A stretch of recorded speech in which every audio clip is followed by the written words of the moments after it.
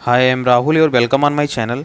जैसा कि हम लोग लूसेंट जी की बुक को ऑडियो फॉर्म में सुन रहे हैं, उसमें हम लोगों ने पहले हिस्ट्री के सभी चैप्टर को देखा। उसके बाद हम लोग इस समय जियोग्राफी को सुन रहे हैं। उसमें दो वीडियो अपलोड हो चुके हैं, यानी कि दो लेक्चर हो चुके हैं। इसके बाद आज तीसरा होगा। ठीक है, तीसरा भारत की मृदाएं से शुरू करेंगे। तो स्टार्ट करते हैं। भारत की मृदाएं। मिट्टी के अध्ययन के विज्ञान को मृदा विज्ञान पेडोलॉजी कहा जाता है। भारतीय कृषि अनुसंधान परिषद ने भारत की मिट्टियों को 8 वर्गों में विभाजित किया है। नंबर 1, जलोढ़ मृदाएं, एलुवियल सॉयल। यह नदियों द्वारा लाई गई मिट्टी है। इस मिट्टी में पोटास की बहुलता होती है, लेकिन नाइट्रोजन, फास्फोरस एवं ह्यूमस की कमी होती है। यह भारत की सबसे उपजाऊ मृदा है। इसमें धान, गेहूँ, मक्का, तिलहन, दलहन, आलू आदि फसलें उगाई जाती हैं। यह मिट्टी भारत के लगभग 40% क्षेत्रफल पर पाई जाती है। भारत का संपूर्ण उत्तरी मैदान, तटीय मैदान, जलोढ़ मिट्टी का बना है। यह दो प्रकार की होती हैं, नंबर 1 बांगर और नंबर 2 खादर। पुराने जलोढ़ मिट्टी को बांगर तथा नई जलोढ़ मिट्टी को खादर कहा जाता है। जलोढ़ मिट्टी उर्वरता के दृष्टिकोण से काफ़ी अच्छी मानी जाती है। नंबर 2 काली मिट्टी, ब्लैक सॉयल। इसका निर्माण बेसाल्ट चट्टानों के टूटने फूटने से होता है। इसमें आयरन, चूना, एल्यूमीनियम एवं मैग्नीशियम की बहुलता होती है। इसमें पोटास की मात्रा भी पाई जाती है। इस मिट्टी का काला रंग टिटने, फेरस, मैग्नेटाइट एवं जीवाश्म ह्यूमस की उपस्थिति के कारण होता है। इसमें फास्फोरस, नाइट्रोजन एवं जैव पदार्थों की कमी होती है। इस मिट्टी को रेगुर मिट्टी के नाम से भी जाना जाता है। कपास की खेती के लिए यह सर्वाधिक उपयुक्त होती है, अतः इसे काली कपास की मिट्टी भी कहा जाता है। अन्य फसलों में गेहूं, ज्वार, बाजरा आदि को उगाया जाता है। भारत में काली मिट्टी गुजरात, महाराष्ट्र, मध्य प्रदेश के पश्चिमी क्षेत्र, उड़ीसा के दक्षिणी क्षेत्र, कर्नाटक के उत्तरी जिला, आंध्र प्रदेश के दक्षिणी एवं समुद्र तटीय क्षेत्र, तमिलनाडु के सलेम, रामनाथपुरम, कोयम्बटूर तथा तिरुचिरापल्ली जिले एवं राजस्थान के बूंदी एवं टोंक जिले में पाई जाती है। नेक्स्ट तीसरा है लाल मृदाएं, रेड सॉयल। इसका निर्माण जलवायविक परिवर्तनों के परिणाम स्वरूप रवेदार एवं कायांतरित शैलों के विघटन एवं वियोजन से होता है। इस मिट्टी में सिलिका एवं आयरन की बहुलता होती है। लाल मिट्टी का लाल रंग लौह ऑक्साइड की उपस्थिति के कारण होता है, लेकिन जलयोजित रूप में यह पीली दिखाई पड़ती है। यह अम्लीय प्रकृति की मिट्टी होती है। इसमें नाइट्रोजन, फास्फोरस एवं ह्यूमस की कमी होती है। यह मिट्टी प्रायः उर्वरता विहीन बंजर भूमि के रूप में पाई जाती है। इस मिट्टी में कपास, गेहूँ, दालें व मोटे अनाजों की कृषि की जाती है। भारत में यह मिट्टी आंध्र प्रदेश एवं मध्य प्रदेश के पूर्वी भाग, छोटा नागपुर के पठारी क्षेत्र, पश्चिम बंगाल के उत्तरी पश्चिमी जिले, मेघालय की गारो, खासी एवं जयंतिया के पहाड़ी क्षेत्रों में, नागालैंड, राजस्थान में अरावली के पूर्वी क्षेत्र, महाराष्ट्र, तमिलनाडु एवं कर्नाटक के कुछ भागों में पाई जाती है। चूना का इस्तेमाल कर लाल मिट्टी की उर्वरता बढ़ाई जा सकती है। चौथा है लेटराइट मृदाएं, लेटराइट सॉयल। लेटराइट मृदा उच्च ताप व भारी वर्षा वाले क्षेत्र में विकसित होती हैं। ये मृदाएं उष्णकटिबंधीय वर्षा के कारण हुए तीव्र निक्षालन का परिणाम है। वर्षा के साथ साथ चूना और सिलिका को निक्षालित हो जाते हैं तथा लोहे के ऑक्साइड और एल्यूमीनियम के यौगिक से भरपूर मृदाएं शेष रह जाती हैं। उच्च तापमान में आसानी से पनपने वाले जीवाणु ह्यूमस की मात्रा को तेजी से नष्ट कर देती हैं। इन मृदाओं में जैव पदार्थ, नाइट्रोजन, फास्फेट और कैल्शियम की कमी होती है तथा लौह ऑक्साइड और पोटास की बहुलता होती है। लेटराइट मृदाएं सामान्यतः कर्नाटक, केरल, तमिलनाडु, मध्य प्रदेश तथा उड़ीसा और असम के पहाड़ी क्षेत्रों में पाई जाती है। शैलों के टूट फूट से निर्मित होने वाली इस मृदा को गहरी लाल लेटराइट, सफ़ेद लेटराइट तथा भूमिगत जलवायवीय लेटराइटों के रूप में वर्गीकृत किया जाता है। गहरी लाल लेटराइट में लौह अयस्क तथा पोटास की बहुलता होती है। इसकी उर्वरता कम होती है, लेकिन निचले भाग में कुछ निचले भाग में कुछ खेती की जाती है। तमिलनाडु, आंध्र प्रदेश, केरल में काजू जैसे वृक्ष वाली फसलों की खेती के लिए लाल लेटराइट मृदाएं अधिक उपयुक्त हैं। सफ़ेद लेटराइट की उर्वरता सबसे कम होती है और ये केओलिन के कारण इसका रंग सफ़ेद होता है। भूमिगत जलवायु भी लेटराइट काफ़ी उपजाऊ होती है क्योंकि वर्षा काल में लौह ऑक्साइड जल के साथ घुलकर नीचे चले जाते हैं। लेटराइट मिट्टी चाय, इलायची एवं काजू की खेती के लिए सर्वाधिक उपयुक्त होती है। शुष्क मृदाएं, यह मृदाएं सामान्यतः संरचना से बलुई और प्रकृति से लवणीय होती हैं। इसका रंग लाल से लेकर किशमिशी तक होता है। शुष्क जलवायु, उच्च तापमान एवं तीव्र गति से वाष्पीकरण के कारण इन मृदाओं में नमी और ह्यूमस कम होते हैं। इनमें नाइट्रोजन और अपर्याप्त और फास्फेट सामान्य मात्रा में होती हैं। नोट: कुछ क्षेत्रों की शुष्क मृदाओं में नमक की मात्रा इतनी अधिक होती है कि इनके पानी को वाष्पीकृत करके नमक प्राप्त किया जा सकता है। इस मृदा की तली में कंकड़ों की परत, चूना की मात्रा बनने के कारण पानी का रिसाव सीमित हो जाता है। इसलिए सिंचाई किए जाने पर इन मृदाओं में पौधे की सतत वृद्धि के लिए नमी सदा उपलब्ध रहती है। ये मृदाएं अनुर्वर हैं क्योंकि इनमें ह्यूमस एवं जैव पदार्थ कम मात्रा में पाए जाते हैं। ये मृदाएं विशिष्ट शुष्क स्थलाकृत वाले पश्चिमी राजस्थान में अभिलक्षणिक रूप में विकसित हुए हैं। छठा, लवण मृदाएं। ऐसी मृदाओं को ऊसर मृदाएं भी कहते हैं। इसमें सोडियम, पोटेशियम और मैग्नीशियम का अनुपात अधिक होता है। ये अनुर्वर होती हैं और इनमें किसी भी प्रकार की वनस्पति नहीं उगती। इनमें नाइट्रोजन एवं चूने की कमी होती है। ये मृदाएं शुष्क और अर्द्र तथा जलाक्रांत क्षेत्रों और अनूपों में पाई जाती हैं। इसका अधिकतर प्रसार पश्चिमी गुजरात, पूर्वी तट के डेल्टाओं और पश्चिम बंगाल के सुंदरवन क्षेत्रों में है। कच्छ के रण में दक्षिणी पश्चिमी मानसून के साथ नमक के कण आते हैं जो एक पहाड़ी के रूप में ऊपरी सतह पर जमा हो जाते हैं। हरित क्रांति वाले क्षेत्रों में अत्यधिक सिंचाई के कारण जलोढ़ मृदाएं भी लवणीय होती जा रही हैं और मृदा के ऊपरी परत पर नमक जमा हो जाती है। मृदा की लवणता की ऐसी समस्या से निपटने के लिए खासकर पंजाब और हरियाणा में जिप्सम डालने की सलाह दी जाती है। सातवां है पीटमय मृदाएं। ये मृदाएं भारी वर्षा और उच्च आर्द्रता से युक्त उन क्षेत्रों में पाई जाती हैं जहां वनस्पति की वृद्धि अच्छी हो। इन मृदाओं में जैव पदार्थों की मात्रा 40 से 50% तक होती है। ये मृदाएं सामान्यतः गाढ़े और काले रंग की होती हैं। अनेक स्थानों पर ये क्षारीय भी हैं। ये मृदाएं अधिकतर बिहार के उत्तरी भाग, उत्तरांचल के दक्षिणी भाग, पश्चिम बंगाल के तटीय क्षेत्रों, उड़ीसा एवं तमिलनाडु में पाई जाती हैं। आठवां, वन मृदाएं। ये मृदाएं पर्याप्त वर्षा वाले वन क्षेत्रों में ही बनती हैं। इन मृदाओं का निर्माण पर्वतीय पर्यावरण में होता है। इस पर्यावरण में परिवर्तन के अनुसार मृदाओं का गठन एवं संरचना बदलती रहती है। घाटियों में से दुमटी और पांस होती है तथा ऊपरी ढालों पर ये मोटे कणों वाली होती है। हिमालय के हिमाच्छादित क्षेत्रों में इन मृदाओं को अनाच्छादन होता रहता है और ये अम्लीय और कम ह्यूमस वाली होती है। निचली घाटियों में पाई जाने वाली मृदाएं उर्वर हैं। नोट: देश में मृदा अपरदन व उसके दुष्परिणामों पर नियंत्रण हेतु 1953 में केंद्रीय मृदा संरक्षण बोर्ड का गठन किया गया। मरुस्थल की समस्या के अध्ययन के लिए जोधपुर में केंद्रीय शुष्क क्षेत्र अनुसंधान संस्थान CAZRI की स्थापना 1959 में की गई थी। मिट्टी की उर्वरता में कमी का कारण: नंबर 1 पोषक तत्वों का ह्रास, नंबर 2 निक्षालन भारी वर्षा के कारण, नंबर 3 अपरदन उर्वरता युक्त मिट्टी की सतह का ह्रास, चौथा कृषि भूमि का अति उपयोग, पांचवा दोषपूर्ण कृषि प्रबंधन। नोट: भारतीय मिट्टियों में सामान्यतः नाइट्रोजन, फास्फोरस व पोटास की कमी होती है। देश में मृदा अपरदन व उसके दुष्परिणामों पर नियंत्रण हेतु 1953 में केंद्रीय मृदा संरक्षण बोर्ड का गठन किया गया।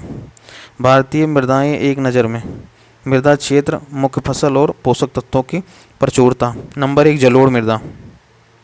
इसका क्षेत्र सिंधु, गंगा, ब्रह्मपुत्र तथा दोआब तथा समुद्र तटीय मैदान। मुख्य फसलें हैं धान, गेहूँ, गन्ना, आलू, तिलहनी व दलहनी फसलें। पोषक तत्वों की प्रचुरता, पोटास तथा चूना की प्रचुरता। नंबर 2 काली मृदा, महाराष्ट्र, गुजरात, मध्य प्रदेश, तमिलनाडु का लाभा क्षेत्र। मुख्य फसलें कपास, सोयाबीन, चना, ज्वार, गेहूँ। पोषक तत्वों की प्रचुरता, पोटास, चूना, मैग्नीशियम की प्रचुरता। नंबर 3 लेटराइट मृदा, कर्नाटक, केरल, तमिलनाडु, असम, महाराष्ट्र, उड़ीसा के पर्वतपदीय क्षेत्र। मुख्य फसल चाय, कॉफ़ी, रबर, सिनकोना, काजू की प्रचुरता। लोहा एवं पोषक तत्वों की प्रचुरता, लोहा एवं एल्युमिनियम की प्रचुरता। लाल मृदा, संपूर्ण तमिलनाडु क्षेत्र, संपूर्ण तमिलनाडु, कर्नाटक, दक्षिण पूर्व महाराष्ट्र, उड़ीसा एवं मध्य प्रदेश का दक्षिण पूर्वी भाग। मुख्य फसलें मूंगफली, केला, तंबाकू, रागी, तीसी, कपास, गेहूँ, मक्का। पोषक तत्व लोहा एवं एल्युमिनियम की प्रचुरता। लाल मृदा, संपूर्ण तमिलनाडु, कर्नाटक, दक्षिण पूर्व महाराष्ट्र, उड़ीसा एवं मध्य प्रदेश का दक्षिण पूर्वी भाग। मुख्य फसलें मूंगफली, गेहूँ, तंबाकू, रागी, ज्वार, तीसी, कपास, गेहूँ, मक्का। पोषक तत्वों की प्रचुरता, लौह तत्व की प्रचुरता। मृदा मरुस्थलीय मृदा, क्षेत्र पंजाब, हरियाणा, राजस्थान, पश्चिमी उत्तर प्रदेश। मुख्य फसलें बाजरा, ज्वार, मोटा अनाज, सरसों, जौ। पोषक तत्वों की प्रचुरता, लवण और फास्फोरस की प्रचुरता। पर्वतीय मृदा, क्षेत्र कश्मीर से लेकर अरुणाचल प्रदेश। मुख्य फसलें सेब, नाशपाती, आलू। पोषक तत्वों की प्रचुरता, पोटासियम, फास्फोरस की प्रचुरता। आगे चलते हैं, नेक्स्ट टॉपिक है भारत की कृषि। भारत के कुल क्षेत्रफल का लगभग 51% भाग पर कृषि, 4% भूभाग पर चारागाह, लगभग 21% भूभाग पर वन एवं 24% भूमि पर बंजर तथा बिना उपयोग की है। कृषि राज्य का विषय है जिसका उल्लेख संविधान की 7वीं अनुसूची के प्रविष्ट 14 में है। नोट, राष्ट्रीय कृषि आयोग (NFC) ने 4 अक्टूबर 2006 ईस्वी को सिफारिश प्रस्तुत किया कि कृषि को राज्य सूची से हटाकर समवर्ती सूची में लाया जाए। भारत के अंतरिम मंत्रिमंडल 1946 ईस्वी एवं स्वतंत्र भारत के पहले मंत्रिमंडल 1947 ईस्वी में कृषि एवं खाद्य मंत्री डॉक्टर राजेंद्र प्रसाद को बनाया गया। भारत में खाद्यान्नों के अंतर्गत आने वाले कुल क्षेत्र के 47% भाग पर चावल की खेती की जाती है। भारत में मुख्य खाद्य फसल चावल है। भारत विश्व का 21.7% चावल का उत्पादन करता है। चावल उत्पादन में भारत विश्व का दूसरा स्थान है, प्रथम चीन का है। ठीक है, आगे देखते हैं ब्रैकेट में विभिन्न प्रकार की कृषि विधियाँ। सेरीकल्चर, रेशम कीट पालन, एपीकल्चर, मधुमक्खी पालन, पीसीकल्चर, मछली पालन, फ्लोरीकल्चर, फूलों का उत्पादन, विटीकल्चर, अंगूर, वर्मीकल्चर, केंचुआ, पोमोकल्चर, फलों का उत्पादन, ओलेरीकल्चर, सब्जियों का उत्पादन, हॉर्टिकल्चर, बागवानी, एरोपोनिक, हवा में पौधों को उगाना, हाइड्रोपोनिक्स, जल में पौधों को उगाना, मृदा रहित कृषि। नोट, भारत में खाद्य फसलों में सबसे अधिक चावल का उत्पादन होता है। RI-20 चावल की अधिक पैदावार देने वाली किस्म है। विश्व में गेहूं उत्पादन में चीन के बाद भारत का दूसरा स्थान है। भारत विश्व का 12% गेहूं उत्पादन करता है। देश की कुल कृषि योग्य भूमि के लगभग 14% भाग पर गेहूं की खेती की जाती है। देश में गेहूं के उत्पादन में उत्तर प्रदेश का प्रथम स्थान, जबकि प्रति हेक्टेयर उत्पादन में पंजाब का स्थान प्रथम है। हरित क्रांति का सबसे अधिक प्रभाव गेहूं और चावल की कृषि पर पड़ा है, परंतु चावल की तुलना में गेहूं के उत्पादन में अधिक वृद्धि हुई है। फिर ब्रैकेट में देखते हैं स्थानांतरित कृषि के विश्व के विभिन्न भागों में विभिन्न नाम। झूमिंग उत्तर पूर्वी भारत, मिल्पा मैक्सिको, रोका Brazil, ladang Malaysia, चेना Sri Lanka, Mosle जायरे, तमराई Thailand, खिल हिमालय पट्टी, वालरे दक्षिण पूर्व राजस्थान, बिग्रा बरिंगा उड़ीसा। नोट, मैक्सिको तथा फिलीपींस में क्रमशः गेहूं एवं चावल की अधिक उत्पादकता की किस्में विकसित की गई थी। विश्व में हरित क्रांति के जनक नॉर्मन ई बोरलॉग हैं। भारत में हरित क्रांति ग्रीन रेवोल्यूशन लाने का श्रेय डॉक्टर MS स्वामीनाथन को जाता है। भारत में हरित क्रांति की शुरुआत 1967 से 68 ईस्वी में हुई। भारतीय हरित क्रांति की जन्मस्थली पंतनगर उत्तराखंड को कहा जाता है। भारत की प्रथम कृषि विश्वविद्यालय की स्थापना पंतनगर में JB पंत कृषि औद्योगिक विश्वविद्यालय के नाम से 1960 में की गई थी। नोट: भारत में श्वेत क्रांति के जनक डॉक्टर B कुरियन को माना जाता है। तेलहन प्रौद्योगिकी मिशन की स्थापना 1986 में हुई। भारत उर्वरक उत्पादन का उपभोग में विश्व में तीसरे स्थान पर, जबकि चीन एवं अमेरिका क्रमशः पहले और दूसरे स्थान पर है। भारत नाइट्रोजनी उर्वरकों की अपनी खपत का 94% व फास्फेटी उर्वरकों की खपत का 82% ही उत्पादन करता है। पोटेशियम उर्वरक का पूरी तरह आयात किया जाता है। भारत केला, चीकू, खट्टे नींबू, काजू, काली मिर्च, नारियल, अदरक, हल्दी के उत्पादन में भारत का स्थान विश्व में पहला है। फलों एवं सब्जियों के उत्पादन में भारत का स्थान विश्व में दूसरा है, प्रथम चीन।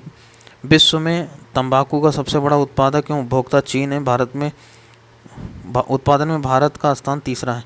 तंबाकू की पत्तियों को सुखाने की प्रक्रिया को क्यूरिंग कहते हैं, जिससे पत्तियों में वांछित रंग, गंध आदि गुणों का विकास होता है। भारत में चाय की खेती 1840 में असम की ब्रह्मपुत्र घाटी में प्रारंभ हुई। चाय की पत्तियों में कैफीन तथा टैनिन की प्रचुरता पाई जाती है। भारत में सर्वोत्तम चाय दार्जिलिंग में पैदा की जाती है। विश्व प्रसिद्ध उलंग किस्म की चाय ताइवान में पैदा होती है। सबसे उच्च कोटि का कहवा अरेबिका होता है। कहवा की अन्य दो किस्में हैं, रोबस्ता व लिबेरिका। नोट: मोचा कहवा यमन में उगाई जाती है। आगे देखते हैं ब्रैकेट में विभिन्न कृषि क्रांतियाँ।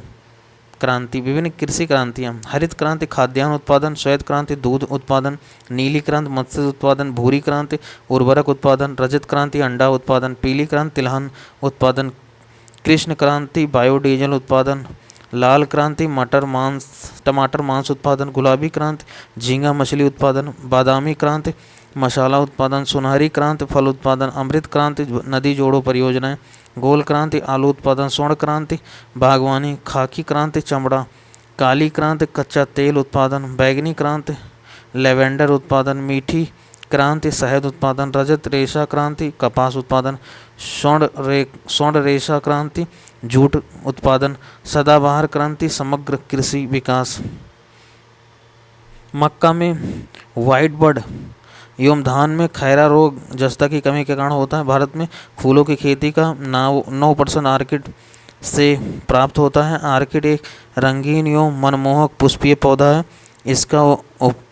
उसका प्रयोग मुख्य रूप से इत्र बनाने में, सजावट के रूप में, खाद्य के रूप में एवं परंपरागत दवाइयों के निर्माण में किया जाता है। भारत में इसकी खेती उत्तर पूर्वी जलवायु क्षेत्रों में की जाती है।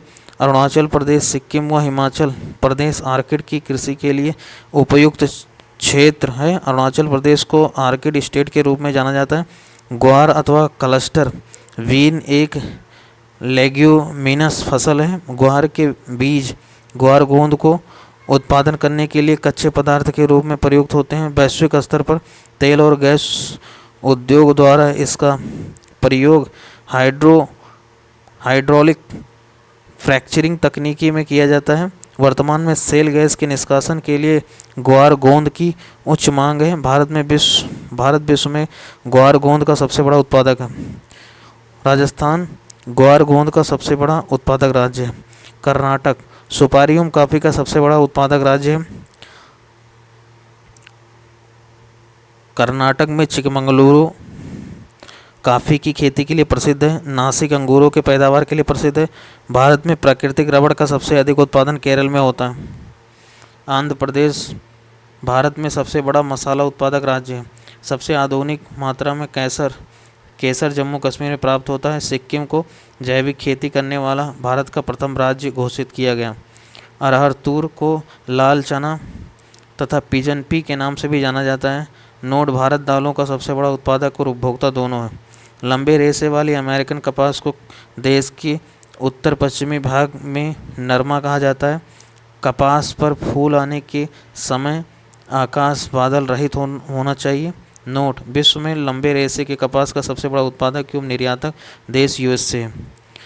अन्न भंडारण करते समय दोनों दानों में नमी 10% से नीचे होनी चाहिए, अन्यथा कीट प्रकोप का भय रहता है।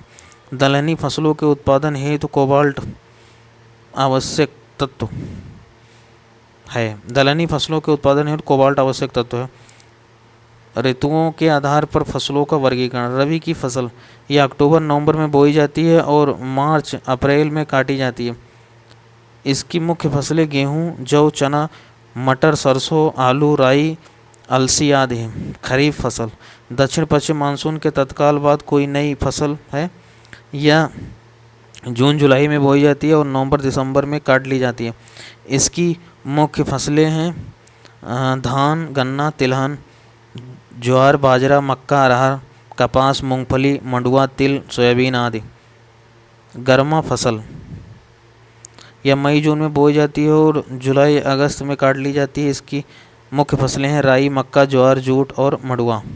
भारत के कुछ प्रमुख कृषि अनुसंधान केंद्र, संस्थान और मुख्यालय: केंद्रीय चावल अनुसंधान केंद्र कटक, केंद्रीय कपास अनुसंधान केंद्र नागपुर, राष्ट्रीय गन्ना प्रजनन संस्थान कोयम्बटूर, भारतीय गन्ना अनुसंधान केंद्र लखनऊ, केंद्रीय आलू अनुसंधान संस्थान शिमला, राष्ट्रीय चाय अनुसंधान केंद्र जोरहट, राष्ट्रीय कॉफ़ी अनुसंधान केंद्र चिकमंगलूर, राष्ट्रीय रबर अनुसंधान केंद्र कोट्टम, केंद्रीय नेशन अनुसंधान केंद्र मैसूर, राष्ट्रीय जूट अनुसंधान केंद्र बैरकपुर, केंद्रीय तंबाकू अनुसंधान केंद्र राजमुंद्री, केंद्रीय नारियल अनुसंधान संस्थान कासरगोड, भारतीय दलहन अनुसंधान संस्थान कानपुर, भारतीय तिलहन अनुसंधान संस्थान हैदराबाद, केंद्रीय उपोष्ण बागवानी संस्थान बेंगलुरु, केंद्रीय कृषि मौसम विज्ञान केंद्र पूना, केंद्रीय मिट्टी एवं जल संरक्षण अनुसंधान केंद्र देहरादून।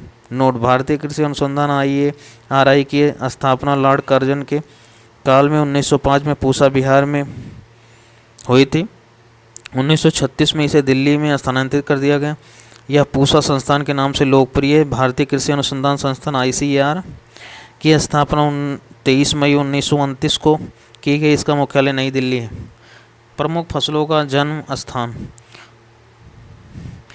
धान भारत एवं इंडोनेशिया, मक्का मध्य अमेरिका, गेहूं मध्य एशिया, तंबाकू दक्षिण अमेरिका, रबड़ दक्षिण अमेरिका ब्राज़ील, उड़द भारत, मसूर चीन, अमरूद अमेरिका, टमाटर मैक्सिको, बाजरा अफ्रीका, जौ चीन, अरहर अफ्रीका, सोयाबीन चीन, मूंग भारत, ज्वार भारत, चाय चीन, कहवा ब्राज़ील, आलू पेरू, गन्ना भारत। भारत में सिंचाई परियोजनाओं को 3 भागों में विभाजित किया गया है। ये हैं नंबर 1 बृहद सिंचाई परियोजना, नंबर 2 मध्यम सिंचाई परियोजना, नंबर 3 लघु सिंचाई परियोजना। बृहद सिंचाई परियोजना के अंतर्गत वह परियोजनाएं सम्मिलित की जाती हैं जिसके अंतर्गत 10,000 हेक्टेयर से अधिक कृषि योग्य भूमि है।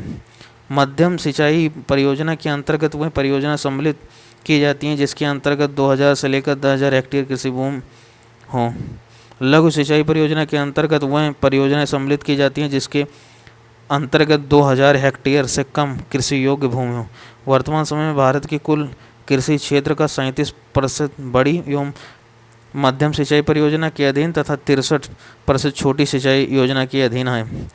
विश्व का सर्वाधिक सिंचित क्षेत्र चीन में 21% एवं भारत में 20.2% है।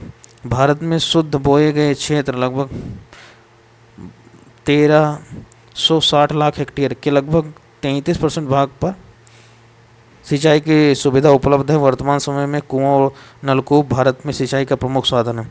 देश में सर्वाधिक नलकूप व पंप सेट तमिलनाडु 18% में पाई जाती है। महाराष्ट्र 15.6% का दूसरा स्थान। केवल नलकूपों की सर्वाधिक सघनता वाला राज्य उत्तर प्रदेश है। प्रायद्वीपीय भारत में सिंचाई का प्रमुख साधन तालाब है। तालाब द्वारा सर्वाधिक सिंचाई तमिलनाडु राज्य में की जाती है। दमनगंगा सिंचाई परियोजना दमनगंगा नदी पर कार्यरत है। इस परियोजना के अंतर्गत बना जलाशय गुजरात के वलसाड़ जिले में स्थापित है। यह गुजरात एवं दादर एवं नागर हवेली की संयुक्त परियोजना है।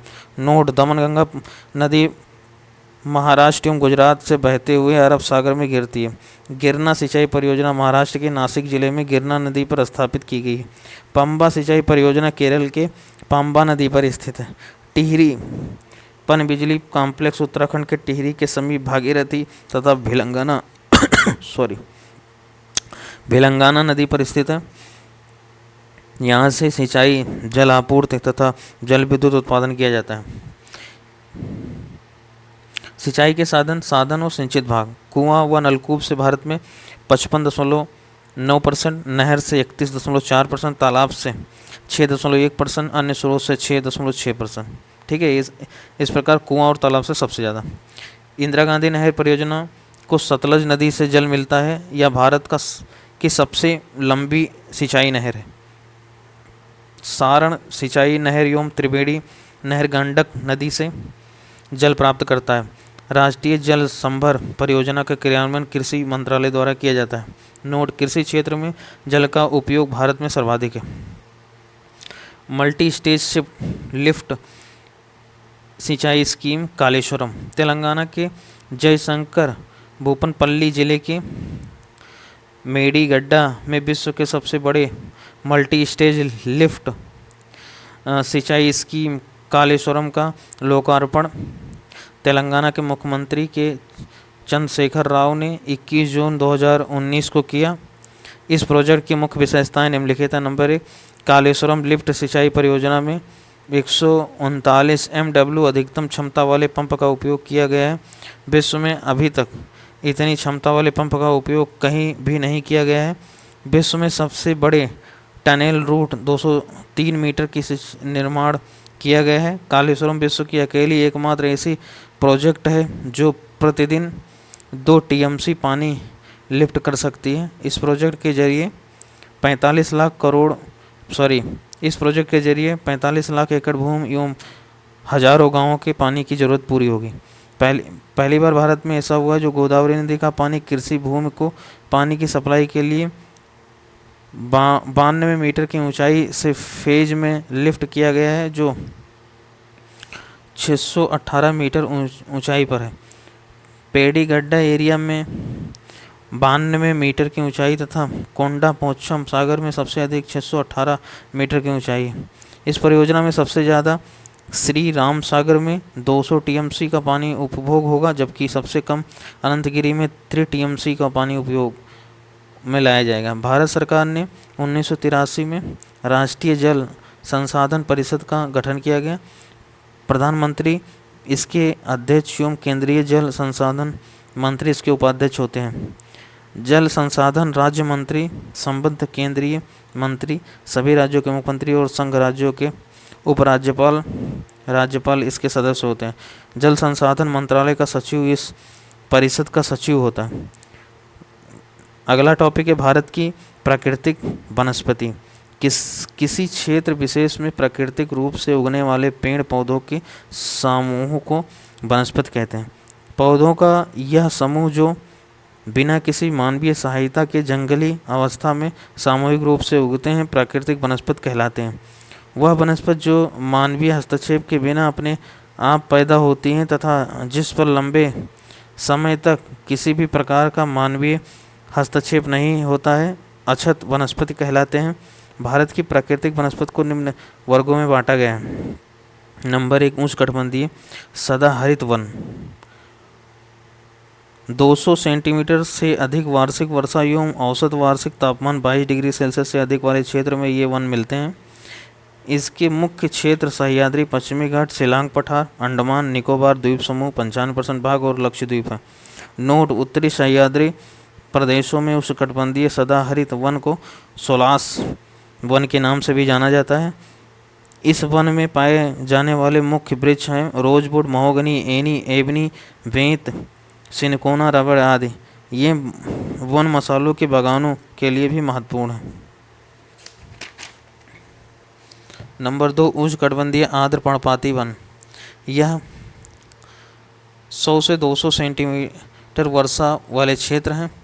ये वन उत्तर पूर्वी राज्यों और हिमालय के गिरिपद, पश्चिमी घाट के पूर्वी ढालों और उड़ीसा में पाए जाते हैं। इस वन में पाए जाने वाले मुख्य वृक्ष हैं सागवन, साल, शीशम, हुर्रा, महुआ, आंवला, सेमल, कुसुम व चंदन आदि। नोट: अंग्रेजों ने गढ़वाल एवं कुमायूं में पाए जाने वाले ओक के स्थान पर चीड़ के पेड़ लगवाए, जिसका उपयोग रेल की पटरी बनवाने के लिए हुआ है। रेल की पटरी बनाने में सखुआ लकड़ी का भी प्रयोग किया जाता है। नंबर तीसरा है उष्णकटिबंधीय शुष्क पर्णपाती, जहाँ 70 से 100 सेंटीमीटर होती है वर्षा, यहाँ यह वन पाई जाती है। ये वन प्रायद्वीप में अधिक वर्षा वाले भागों में, उत्तर प्रदेश व बिहार के मैदानी भागों में पाए जाते हैं। इन वनों में पाए जाने वाले मुख्य पेड़ हैं तेंदू, पलास, अमलतास, बेर, बेल, खैर, अक्सलवुड आदि। चौथा, उष्णकटिबंधीय कांटेदार वन, 50 सेंटीमीटर से कम वर्षा वाले क्षेत्रों में यह वन पाया जाता है। यह दक्षिण पश्चिम पंजाब, हरियाणा, राजस्थान, गुजरात, मध्य प्रदेश और उत्तर प्रदेश के अर्धशुष्क क्षेत्र शामिल हैं। इन वनों में पौधे लगभग पूरे वर्ष पर्ण रहित रहते हैं और झाड़ियों जैसे लगते हैं। इन वनों में बबूल, बेर, खजूर, खैर, नीम, केजड़ी और पलास आदि के पेड़ पाए जाते हैं। इन पेड़ों के नीचे 2 सेंटीमीटर लंबी गुच्छ घास उगती है। पांचवा है पर्वतीय वन। पर्वतीय वनों में ऊंचाई के साथ तापमान घटने के साथ साथ प्राकृतिक वनस्पति में भी बदलाव आता है। इन वनों को 2 भागों में बांटा जा सकता है। नंबर 1, उत्तरी पर्वतीय वन और दक्षिणी पर्वतीय वन। हिमालय की गिरिपथ पर पर्णपाती वन पाए जाते हैं। हिमालय के 1000 से 2000 मीटर की ऊंचाई पर आर्द्र शीतोष्णकटिबंधीय प्रकार के वन पाए जाते हैं। उत्तर पूर्वी भारत की उच्चतर पहाड़ी श्रृंखलाओं, पश्चिम बंगाल और उत्तरांचल की पहाड़ी इलाकों में चौड़े पत्तों और ओक और चेस्टनट जैसे सदाबहार वन पाए जाते हैं। इसी क्षेत्र में 1500 से 1750 मीटर की ऊंचाई पर चीड़ के वन पाए जाते हैं। हिमालय के पश्चिमी भाग में देवदार, चिनार, वालन के पेड़ पाए जाते हैं। नोट: चिनार एवं वालन की लकड़ी कश्मीर हस्तशिल्प के लिए इस्तेमाल होती है। हिमालय के 2225 मीटर से 3048 मीटर की ऊंचाई पर वल्यू पाइन और स्प्रूस पाए जाते हैं। 2225 से 3048 मीटर की ऊंचाई पर कई स्थानों पर शीतोष्णकटिबंधीय घास भी उगती हैं। ऋतु प्रवास करने वाले समुदाय जैसे गुज्जर, बकरवाल, गड्डी और भोटिया इस चारागाहों का पशुपालन के लिए भरपूर उपयोग करते हैं। 3000 से 4000 मीटर की ऊंचाई पर हिमालय में silver fir, Jennifer, pine, perch और रोडोडेंड्रॉन आदि वृक्ष मिलते हैं। शुष्क उत्तरी ढालों की तुलना में अधिक वर्षा वाले हिमालय के दक्षिणी ढालों पर अधिक वनस्पति पाई जाती हैं। अधिक ऊंचाई वाले भागों में टुंड्रा वनस्पति जैसे कि मांस और लाइकन आदि पाई जाती हैं। दक्षिणी पर्वतीय व मुख्यतः प्रायद्वीप के 3 भागों में मिलते हैं: पश्चिमी घाट, विंध्याचल और नीलगिरी पर्वत श्रृंखलाएं। ये श्रृंखलाएं उष्णकटिबंध में पड़ती हैं और इनकी समुद्र तल से ऊंचाई 1500 मीटर ही है। इसलिए यहाँ ऊंचाई वाले क्षेत्र में शीतोष्णकटिबंधीय और निचले क्षेत्रों में उपोष्णकटिबंधीय प्राकृतिक वनस्पति पाई जाती हैं। केरल, तमिलनाडु और कर्नाटक प्रांतों में पश्चिमी घाट में इस तरह की वनस्पति पाई जाती है। नीलगिरी, अन्नामलाई और पालिनी पहाड़ी पर पाए जाने वाले शीतोष्णकटिबंधीय वनों को सोलास के नाम से भी जाना जाता है। इन वनों में मगनोलिया, लैरेल, सिनकोना व बैटल आदि वृक्ष पाए जाते हैं। छठा है mangrove one.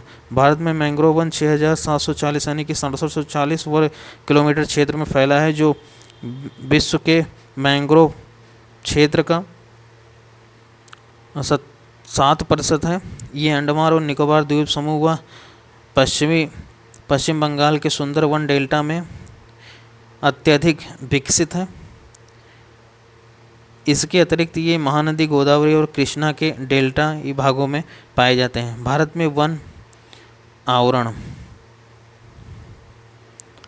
India forest report 2011 के अनुसार वास्तविक वन आवरण केवल 21.05, इसमें 21.05, उसमें से 12.29 पर सघन वन व 8.75 पर विस्तृत वन पाए जाते हैं। हमें लेटेस्ट रिपोर्ट देखना है 2021 का, ठीक है, तो इसमें नहीं दिया है तो हम लोग ओल्ड नहीं पढ़ेंगे। ओके, आगे वन संरक्षण है। भारत सरकार ने पूरे देश के लिए वन संरक्षण नीति 1952 में लागू की है। जिसे 1988 में संशोधन किया गया है। इस नई वन नीति के अनुसार सरकार सतत पोषणीय वन प्रबंधन पर बल देगी, जिससे एक और वन संसाधनों का संरक्षण व विकास किया जाएगा और दूसरी तरफ स्थानीय लोगों की आवश्यकताओं को पूरा किया जाएगा। इस वन नीति के निम्नलिखित उद्देश्य हैं। नंबर 1, देश में 33% भाग पर वन लगाना, जो वर्तमान राष्ट्रीय औसत से 6% अधिक है। नंबर 2, पर्यावरण संतुलन बनाए रखना तथा पारिस्थितिक असंतुलित क्षेत्रों में वन लगाना। तीसरा, देश की प्राकृतिक धरोहर, जैव विविधता तथा अनुसंधान पूल का संरक्षण। चौथा, मृदा अपरदन और मरुस्थलीकरण को रोकना तथा बाढ़ व सूखा नियंत्रण। पांचवा, निम्नीकृत भूमि पर सामाजिक वानिकी एवं वन रोपण द्वारा वन आवरण का विस्तार। छठा, वनों की उत्पादकता बढ़ाकर वनों पर निर्भर ग्रामीण जनजातियों को इमारती लकड़ी, ईंधन, चारा और भोजन उपलब्ध करवाना और लकड़ी के स्थान पर वन्य वस्तुओं को प्रयोग में लाना। सातवां, पेड़ लगाने को बढ़ावा देना, पेड़ों की कटाई रोकने के लिए जन आंदोलन चलाना, जिसमें महिलाएं भी शामिल हों। ओके, देन नेक्स्ट मिलते हैं जियोग्राफी के पार्ट 4 में। Okay, then thank you very much.